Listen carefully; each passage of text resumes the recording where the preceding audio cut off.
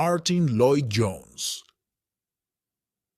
¿Qué queremos decir con conversión? Dejar las anteriores maneras de vivir y comenzar una vida nueva es el primer ejercicio de la nueva naturaleza. Es la primera acción del alma regenerada de pasar de algo a algo. El término mismo sugiere que conversión significa volverse de una cosa a otra. El término no es usado con frecuencia en las Escrituras, pero la verdad que la palabra connota y representa aparece constantemente.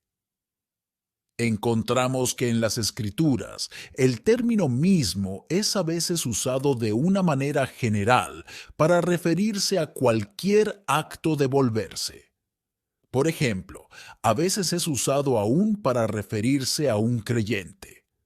Nuestro Señor reprendió en una ocasión a Pedro y dijo: «Y tú, una vez vuelto, confirma a tus hermanos».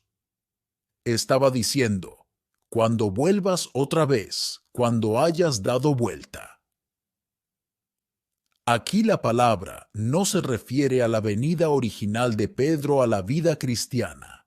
Ya la estaba viviendo, pero iba a extraviarse, iba a descarrilarse y luego volver. Esto se describe como conversión, pero en consideración a las doctrinas bíblicas, es bueno limitar la palabra conversión al sentido que normalmente le damos cuando hablamos de estas cosas. Es decir, es el paso inicial en la historia consciente del alma en su relación con Dios. Es su primer ejercicio, la primera manifestación de la vida nueva que ha sido recibida en la regeneración. Esto, por supuesto, es algo esencial y hay muchas afirmaciones que así lo dicen. El libro de Mateo declara específicamente: «De cierto os digo, que si no os volvéis y hacéis como niños, no entraréis en el reino de los cielos». Pero todos los versículos que ya hemos considerado al tratar la doctrina de la regeneración son igualmente aplicables aquí. Versículos como: «Pero el hombre natural no percibe las cosas que son del Espíritu de Dios. Y por cuanto los designios de la carne son enemistad contra Dios». Los hombres y las mujeres tienen que venir de esta enemistad antes de poder ser cristianos. Tienen que volverse de ella a esta otra condición. Entonces, la conversión es esencial. Nadie nace cristiano. Todos nacimos en pecado. En maldad he sido formado. Fuimos todos hijos de ira, lo mismo que los demás. Todos estamos sujetos al pecado original y a la culpa original. Por eso todos tenemos que tener la experiencia de la conversión, y la Biblia es muy explícita en cuanto a esto. Entonces, la próxima pregunta es: ¿cómo sucede? ¿Cuál es el instrumento en la conversión? Y aquí la respuesta es muy sencilla. Ante todo y en primer lugar, la obra del Espíritu Santo, y el Espíritu Santo la realiza a través del llamamiento eficaz. El llamamiento se hace eficaz, y eso es lo que lleva al próximo paso, lo que usted y yo hacemos.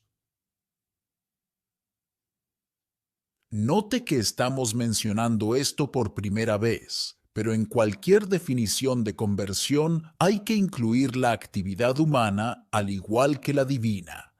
El llamado viene eficazmente, y porque viene eficazmente, hacemos algo al respecto. Eso es conversión, ambos lados, el llamado y la respuesta. Al tratar la conversión, tenemos que necesariamente dar igual énfasis a la actividad de los seres humanos. Ahora bien, en la regeneración y en la unión, nosotros somos absolutamente pasivos, no jugamos ningún papel en ella.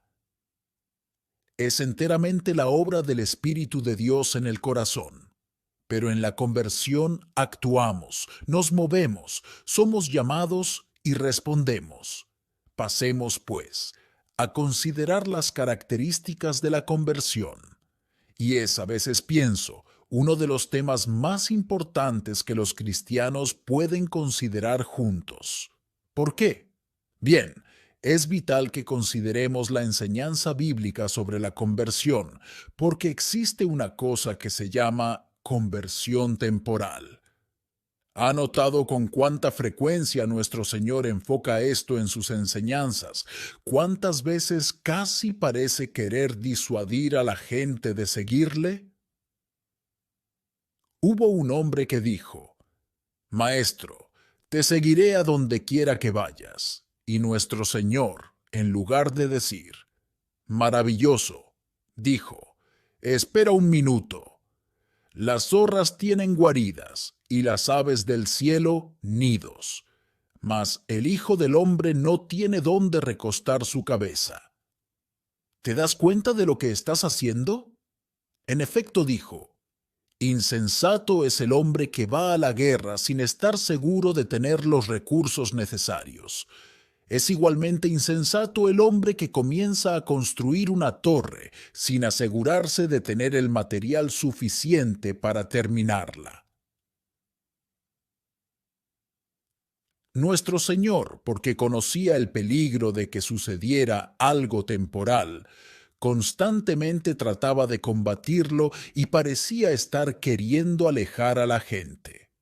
Tal es que lo acusaron de hacer que el discipulado fuera imposible.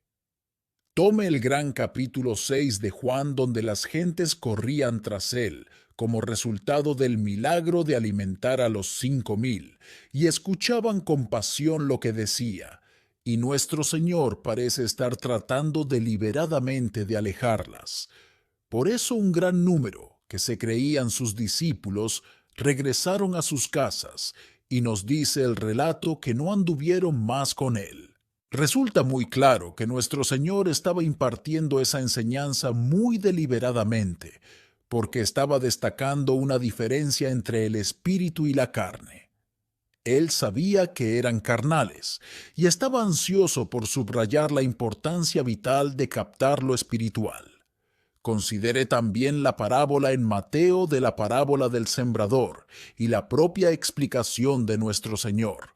Note particularmente que dice, y el que fue sembrado en pedregales, este es el que oye la palabra y al momento la recibe con gozo, pero no tiene raíz en sí, sino que es de corta duración, pues al venir la aflicción o la persecución por causa de la palabra, luego tropieza. Pero fíjese que nuestro Señor dice de este mismo hombre, Él al momento la recibe con gozo, la palabra. Eso es a lo que me refiero al decir conversión temporal. El hombre parece haber recibido la palabra, está lleno de gozo, pero no tiene raíces, y es por eso que termina sin nada. Esta es la propia enseñanza de nuestro Señor. Existe la posibilidad de esta conversión muy gozosa, y no obstante no tiene nada en un sentido vital, viviente, y prueba ser temporal. Hay también más enseñanzas en las Escrituras sobre esto mismo. Recuerde a Simón, el mago en Hechos. El libro nos dice, también creyó Simón mismo, y fue bautizado. Pero vea el final de la historia de aquel hombre. Estaba en hiel de amargura, y Pedro le dijo sencillamente que le convenía pedirle a Dios que le tuviera misericordia y le diera arrepentimiento. Parece haber sido un auténtico creyente, pero lo era. Luego Pablo habla en Primera de Timoteo acerca de mantener la fe y una buena conciencia. Por no hacerle caso a su conciencia, algunos han naufragado en la fe. Ahora bien, esta es una enseñanza muy seria y dice lo mismo en Segunda de Timoteo. Aquí Pablo le escribe a Timoteo acerca de ciertas personas que parecían creyentes, pero ahora negaban la resurrección, por lo que, como resultado, Algunos cristianos atemorizados creían que toda la iglesia se estaba derrumbando. Está bien, dice Pablo, pero el fundamento de Dios está firme. Teniendo este sello, conoce el Señor a los que son suyos.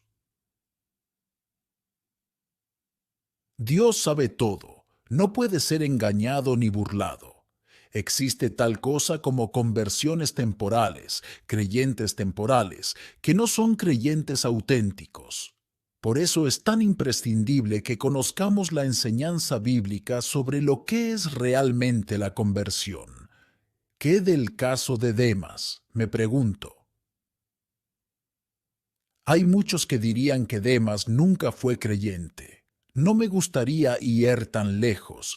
Puede haber estado flaqueando, porque Demas me ha desamparado, amando este mundo. Pero, sea como fuera, es un caso dudoso. Y luego llegamos al gran pasaje clásico sobre este tema en Hebreos 6, con un pasaje similar en el 10º capítulo de dicha epístola. Porque es imposible que los que una vez fueron iluminados y recayeron sean otra vez renovados para arrepentimiento. Por lo tanto, deliberadamente uso este título de conversión temporal. Es evidente que algo anda mal con estas personas, por lo que tenemos que hacer preguntas. Tenemos que estudiar, tenemos que tener definiciones, porque no todo lo que brilla es oro. Todo lo que parece ser una conversión no lo es necesariamente de acuerdo con la propia enseñanza de nuestro Señor y las enseñanzas de los apóstoles inspirados. No conozco nada que sea tan peligroso, censurable y lejos de las Escrituras que decir, pero no debemos hacer estas preguntas. Sí, sí, que se hagan. Pregunte siempre. ¿Me dan las Escrituras el derecho de decir eso? Si vamos a ser verdaderos maestros de la palabra y ayudadores de otros y preocupados por la gloria de Dios, tenemos que saber que hay tal cosa como una conversión temporal basada en equivocaciones. La segunda razón por la que estoy preocupado en relación con tener definiciones precisas es que no solo hay conversiones temporales, sino aún conversiones falsas. Notará usted que hago una diferencia entre ambas, y la diferencia es que en el caso de una conversión temporal, la conversión es algo que ha sucedido como resultado de la presentación de la verdad bíblica. En el caso de una conversión falsa, es un fenómeno que, aunque se parece mucho y simula ser una conversión cristiana, ha sido por algún otro factor que dista de la verdad. Por eso es que tenemos que diferenciarlas. Esto nunca ha sido tan necesario como en la actualidad, porque hay tanta gente que parece pensar que mientras haya un cambio grande en la vida de la persona, ha de ser una conversión auténtica.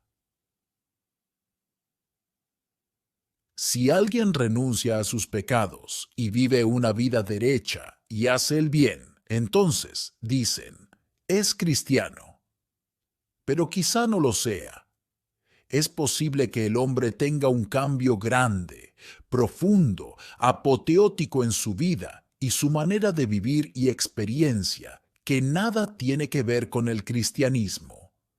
Hasta puede darse el caso de que alguien salga del mundo y se haga miembro de una iglesia, y toda su vida desde afuera parece diferente, pero puede ser una conversión falsa.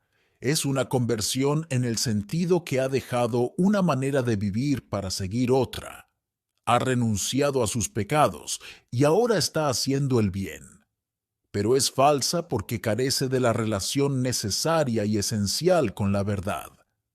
Si uno se interesa únicamente en el fenómeno, si se interesa únicamente en el hecho de que alguien se levanta y dice, toda mi vida ha cambiado totalmente, entonces uno no tiene más que ir a los libros de psicología. La psicología desde hace años se ha hecho popular y ataca fuertemente la fe cristiana. Es por eso que me preocupa. Oí decir a un hombre que si su fe cristiana fuera atacada, eso no le preocuparía. Sencillamente respondería: a mí no me importa lo que dice la gente, a mí no me importa lo que dice la ciencia, yo lo sé por lo que me está sucediendo a mí. Mi respuesta a eso fue: sí, y todos los psicólogos en su audiencia sonreirían. Dirían: coincidimos en que ha tenido usted un cambio y una experiencia psicológicos, pero por supuesto, muchas cosas pueden producirlo, y seguirían desechando el cristianismo en su totalidad. No, la defensa de la fe cristiana nunca tiene que depender simplemente de una experiencia que usted y yo hayamos tenido. La defensa de la fe cristiana es la verdad objetiva, así que a menos que tengamos cuidado en esta disyuntiva en definir la conversión, el peligro es que no tengamos nada para decirles a los que han pasado por estas experiencias falsas. Ahora hay una cosa más. Y aquí dejamos lo falso y lo temporal y nos enfocamos en algo que es más inmediatamente práctico. Hay elementos variables en relación con la conversión, y debido a esto tenemos que tener mucho cuidado para saber cuáles son los elementos esenciales. Para ilustrar lo que quiero decir, considere el elemento tiempo, el factor tiempo en la conversión. ¿Tiene que ser súbita? ¿Es imposible que sea gradual? Pues bien, yo diría que las escrituras no enseñan que tiene que ser necesariamente súbita. Lo grandioso es que ha sucedido, sea súbita o gradual. El elemento tiempo no es un factor absolutamente esencial. Puede tener su importancia, pero no es vital. Segundo, ¿tiene una conversión que ser necesariamente dramática? Todos tenemos la tendencia a enfatizar las que lo son, ¿no es cierto? Son de interés humano, decimos, y debe interesarnos. Ahora bien, si usted lee un solo capítulo de las Escrituras, verá que no tiene derecho a afirmarlo. Claro, si usted solo lee la historia del carcelero de Filipo, entonces dirá que la conversión tiene que estar llena de drama. Pero a mí me interesa igualmente la historia de Lidia, y en ella nada hay que sugiera eso acerca de su conversión. Para nada. Puede haber sido bastante tranquila, pero fue igualmente una conversión. Así que aquí tenemos otro elemento variable. Puede incluir una calidad dramática, o quizá no. No es esencial. Después está la vieja y polémica cuestión del lugar que ocupan los sentimientos. Por supuesto que juegan un lugar importante, pero existen muchos tipos y grados de sentimientos. Pueden ser intensos o quizá no, pero igual son sentimientos. Por naturaleza y temperamento, todos somos diferentes. Y en este asunto de los sentimientos, todos diferimos muchísimo. La persona más expresiva no siempre es la que siente más. Así que la persona que llora más copiosamente no necesariamente es la que siente más profundamente. Otra persona puede tener sentimientos tan profundos que sus sentimientos van más allá de la posibilidad de lágrimas, por así decir. Los sentimientos son variables y se expresan diversamente en diferentes personas. Deben estar presentes, pero no insistamos en una intensidad particular o una exhibición de sentimientos. Y luego está la cuestión de la edad.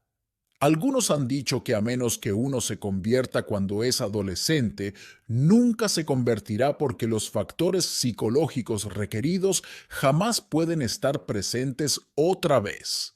¡Qué disparate! ¡Qué cosa tan en desacuerdo con la Biblia! Nunca he visto una conversión más impresionante que la que vi en un hombre de 77 años. Gracias a Dios por eso. No, no hay límite de edad. La edad no tiene la menor importancia. Estamos hablando de algo que produce el Espíritu Santo. Hay tanta esperanza para el hombre que tiembla al borde de la muerte y el infierno, como la hay para el adolescente, es decir, si se interesa por la verdadera conversión. Si a uno le interesan las experiencias psicológicas, entonces coincido, la adolescencia es el mejor momento para ella. En esa etapa todo es muy explosivo. Sencillamente se prende un cerillo y explota. Pero no estamos interesados en cambios psicológicos. Estamos hablando de la verdadera conversión cristiana, espiritual. Y allí, gracias a Dios, la edad es totalmente irrelevante. Hemos considerado estas cosas porque siempre existe la tendencia de estandarizar el aspecto variable de la conversión. A veces le sucede al evangelista, que desea que todos acepten a Cristo de la misma forma, y duda de los convertidos a menos que sean todos iguales. Pero nos puede suceder a nosotros también. Todos queremos ser iguales. Esa es una de las cosas peligrosas acerca de leer de las experiencias de otros. Consciente o inconscientemente, tenemos la tendencia a reproducirlas. Es parte de nuestra composición y de nuestra naturaleza. Somos imitadores, y si nos gusta algo que vemos en alguno, entonces quisiéramos que eso mismo fuera cierto de nosotros también. Además, tenemos la tendencia de concentrarnos en manifestaciones particulares de la conversión. Los sentimientos, por ejemplo, son solo un aspecto. No obstante, ponemos en ellos todo nuestro énfasis. Esto puede ser extremadamente peligroso, porque los sentimientos, como ya lo he indicado, es uno de varios variables, y este camino puede llevar a la tragedia. Algunos siempre están insistiendo en la presencia de una cualidad variable, que no es esencial. Creyendo que es esencial y no haberla experimentado, dicen que nunca se han convertido. Y esto puede llevar a incontables e innecesarios pesares. Si postulamos algo que es variable e insistimos en ello, podemos causarnos o causar a otros mucho daño. Quizá les digamos a otros que no son convertidos porque no se conforman a nuestras normas personales. Por eso, hemos de tener mucho cuidado de no ajustarnos a las Escrituras y de decir cosas que la Biblia no dice. Por lo tanto, qué vital, qué esencial es que tengamos definiciones claras en nuestra mente. ¿Cuáles son, entonces, estos elementos permanentes? Hay dos elementos esenciales en la conversión, y estos son enfatizados en las Escrituras en los Evangelios, en el libro de los Hechos y en las epístolas. Pablo, afortunadamente, lo ha expresado todo en una sola frase, en aquella emotiva ocasión cuando se despidió de los ancianos de la iglesia en Éfeso. A veces he pensado que si hay una escena en la historia en la que me hubiera gustado estar presente, es aquella. Me voy, dice Pablo a los ancianos. No volverán a verme, y quiero que no olviden las cosas que les he dicho, y que recuerden lo que hice cuando estuve con ustedes. ¿A qué se refería? Testificando a judíos y a gentiles acerca del arrepentimiento para con Dios y de la fe en nuestro Señor Jesucristo. Eso es conversión. Estos son los elementos esenciales, los únicos esenciales en la conversión: arrepentimiento y fe. Súbito o gradual, no importa. Tiene que haber arrepentimiento y tiene que haber fe. Si uno de estos falta, no es conversión. Ambos son esenciales. Ahora le pregunto, ¿en qué orden se manifiestan? O sea, ¿cuál se manifiesta primero, el arrepentimiento o la fe? Esta es una pregunta fascinante. Existe un sentido en que la fe tiene que manifestarse antes del arrepentimiento, y a pesar de eso, no lo pondré primero por esta razón. Cuando estoy hablando de la fe, lo hago en el sentido que la usaba el apóstol Pablo. Fe en el Señor Jesucristo, no una fe en general.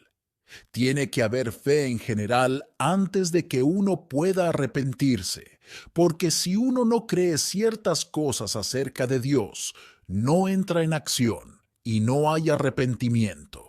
Pero me estoy refiriendo a la fe en el sentido especial de fe en el Señor Jesucristo. En ese caso, el arrepentimiento se manifiesta antes que la fe y Pablo los coloca en ese orden, testificando a judíos y a gentiles acerca del arrepentimiento para con Dios y de la fe en nuestro Señor Jesucristo. ¿Por qué tiene que haber primero arrepentimiento? Pues bien, siempre lo encontramos primero en las Escrituras. ¿Quién fue el primer predicador en el Nuevo Testamento? La respuesta es Juan el Bautista. ¿Qué predicaba? El bautismo de arrepentimiento para perdón de pecados. Este era el mensaje del precursor, y el precursor siempre se manifiesta primero. El segundo predicador fue el Señor Jesucristo, y si lee usted los Evangelios y observa lo primero que dijo, encontrará que también él exhortaba al pueblo a arrepentirse y creer en el Evangelio. Entonces, exactamente como Juan el Bautista, lo primero que enseñó fue el arrepentimiento. Después, ¿qué predicó Pedro?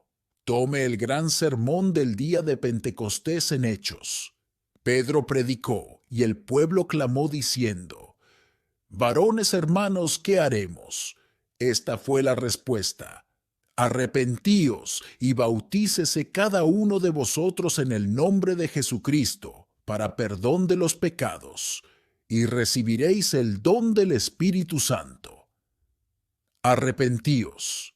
Y, como ya lo he mencionado, el arrepentimiento era el mensaje del apóstol Pablo.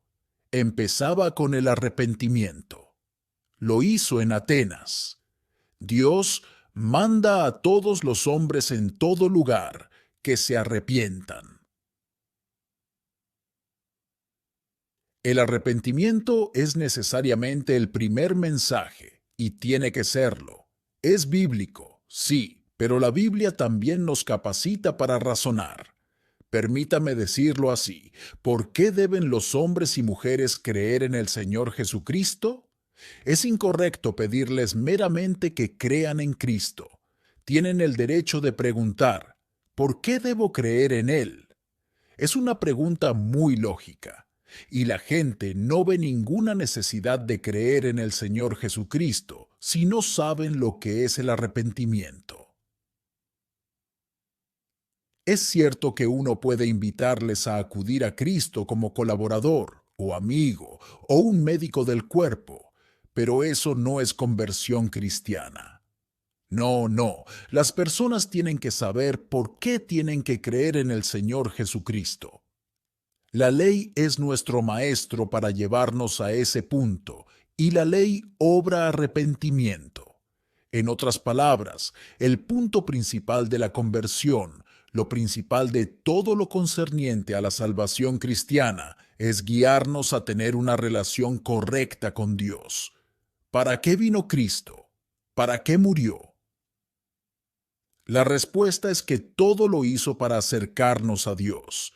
Y si pensamos en estas cosas de cualquier otra manera, excepto en términos de estar reconciliados con Dios, nuestro concepto es totalmente equivocado.